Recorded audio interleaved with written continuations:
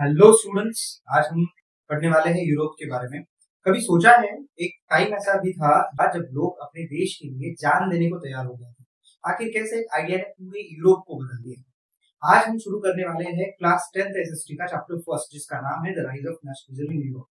तो चलिए स्टूडेंट्स, पढ़ाई को प्रेशर नहीं पावर बनाते हैं। Chapter first, the rise of nationalism in Europe. Europe में नेशनलिज्म का राइज कैसे हुआ वो समझते हैं।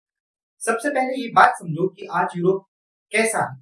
आज यूरोप में लगभग 44 कंट्रीज है और वहां पे 200 से ज्यादा लैंग्वेजेस बोली जाती है, जिनमें से कुल 24 लैंग्वेजेस वहां की ऑफिशियल लैंग्वेजेस हैं। आज भी बहुत से कंट्रीज में टोटल 6 कॉन्टिनेंट्स है, ऐसा सिखाया जाता है। उनमें से जापान और रशिया खुद ये मानते हैं कि यूरोप और एशिया अलग कॉन्टिनेंट्स ना होकर के एक ही कॉन्टिनेंट है, जिसका नाम है यूरेशिया।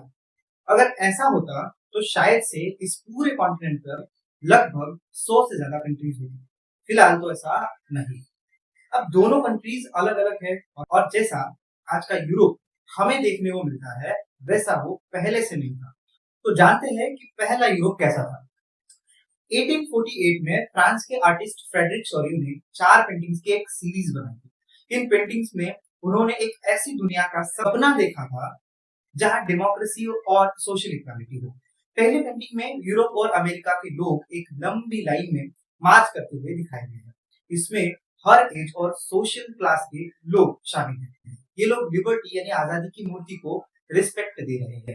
फ्रेंच रिवॉल्यूशन के बाद लिबर्टी को एक फीमेल फिगर के रूप में दिखाया जाने लगा। उसके हाथ में टॉर्च यानी कि मशाल नॉलेज और अवेयरनेस का सिंबल माना गया। चार्टर ऑफ राइट्स लोगों के अधिकारों का सिंबल माना गया। पेंटिंग के नीचे पुरानी ऑपरेसिव इंस्टीट्यूशंस के टूटे हुए सिंबल्स दिखाए गए। ये बताता है कि पुरानी दबाव वाली सिस्टम खत्म हो रही है। पेंटिंग्स में अलग अलग देशों के लोग अपने फ्लैग्स और ट्रेडिशनल ड्रेसेस के साथ दिखाए गए हैं। सबसे आगे यूनाइटेड स्टेट्स और स्विट्जरलैंड है, क्योंकि उस टाइम ये कंट्रीज ऑलरेडी नेशन स्टेट्स बन चुकी थी। ये पेंटिंग एक आइडियल सोसाइटी का ड्रीम दिखाती है, जहां सबको फ्रीडम मिले, डेमोक्रेसी हो, इक्वालिटी हो और ऑपरेशन खत्म हो जाए, यानी कि दबाव खत्म हो जाए। यहाँ पे आपको एक एक्टिविटी का क्वेश्चन दिया गया है। इस क्वेश्चन में पूछा गया है कि इस पेंटिंग में यूटोपियन विजन कैसे दिखाया गया है। इस पेंटिंग में डिफरेंट कंट्रीज के लोग पीस और यूनिटी के साथ मार्च कर रहे हैं। यहाँ फ्रीडम, इक्वालिटी और डेमोक्रेसी को इम्पोर्टेंस दिया गया है। पेंटिंग एक ऐसी दुनिया का ड्रीम दिखाती है जहां सब लोग इक्वल हो और ऑपरेशन खत्म हो जाए, यानी कि दबाव खत्म हो जाए। रिवॉल्यूशनरी ट्राइकलर 3 रंगों वाला झंडा से पहचाने जाने वाली एक महिला स्टैचू तक पहुंच चुकी है। रिवॉल्यूशनरी ट्राइकलर से पहचानी जाने वाली एक महिला स्टैचू तक पहुंच चुकी है। उसके पीछे जर्मनी के लोग चल रहे हैं, जो ब्लैक, रेड और गोल्ड फ्लैग लेकर के आए हैं। जब आर्टिस्ट सॉरियो ने एक इमेज बनाई थी, तब जर्मनी एक यूनाइटेड नेशन नहीं था। ये फ्लैग 1848 में लोगों की फ्रीडम और एक डेमोक्रेटिक कॉन्स्टिट्यूशन के सपने को दिखाता था। जर्मनी के लोगों के बाद Austria, kingdom of the two Sicilies, Lombardy, Poland, England, Ireland, Hungary और रशिया के लोग आ रहे हैं। ऊपर आसमान में क्राइस्ट, सेंस और एंजल्स इस सीन को देख रहे हैं। आर्टिस्ट ने इन्हें दुनिया के देशों के बीच ब्रदरहुड और यूनिटी दिखाने के लिए यूज किया है। ये चैप्टर उन इश्यूज को एक्सप्लेन करेगा जो सॉरी की इमेज में दिखाए गए हैं। 19वीं सेंचुरी में नेशनलिज्म यूरोप में एक बहुत पावरफुल फोर्स बन गया था। इसकी वजह से यूरोप के पॉलिटिकल और मेंटल वर्ल्ड में बड़े चेंजेस आए।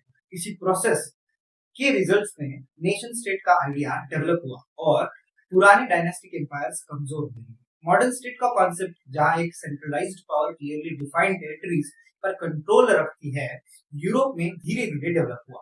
लेकिन नेशन स्टेट तब बना जब ज्यादा लोगों ने अपने रूलर्स के अलावा एक दूसरे के साथ कॉमन आइडेंटिटी और शेयर्ड हिस्ट्री फील करना शुरू किया। कॉमन आइडेंटिटी पुराने टाइम से नेचुरली नहीं थी। ये स्ट्रगल्स, लीडर्स और कॉमन पीपल की एफर्ट से बनी थी। ये चैप्टर बताएगा कि यूरोप में नेशन स्टेट्स और नेशनलिज्म कैसे डेवलप हुआ। सोर्स है what is a nation by Ernst Renan. 1882 में फ्रेंच फिलोसोफर अर्नस्ट रेनर ने सोरबोन यूनिवर्सिटी में एक लेक्चर दिया था, जिसमें उन्होंने एक्सप्लेन किया कि नेशन क्या होता है। उनके अकॉर्डिंग नेशन सिर्फ लैंग्वेज, रीजन, रेस या टेरिटरी से नहीं बनता। नेशन एक लॉन्ग हिस्ट्री, सैक्रिफाइसेस और शेयर्ड अचीवमेंट्स का रिजल्ट होता है। उन्होंने कहा कि अगर लोगों ने पास्ट में साथ मिलकर ग्रेट काम किए हैं और फ्यूचर में भी साथ रहना चाहते हैं, तभी वो एक नेशन बन सकते हैं। रेनन के अकॉर्डिंग नेशन एक डेली प्लेबिसाइट है, मतलब लोग हर दिन एक नेशन के साथ रहने और उससे सपोर्ट करने का डिसीजन लेते हैं। उनके हिसाब से नेशंस की एग्जिस्टेंस फ्रीडम के लिए जरूरी है। अगर पूरी दुनिया पर सिर्फ एक ही रूलर होता तो फ्रीडम खत्म हो जाती है। Comment below for next topic of this chapter, the French Revolution and the idea of the nation.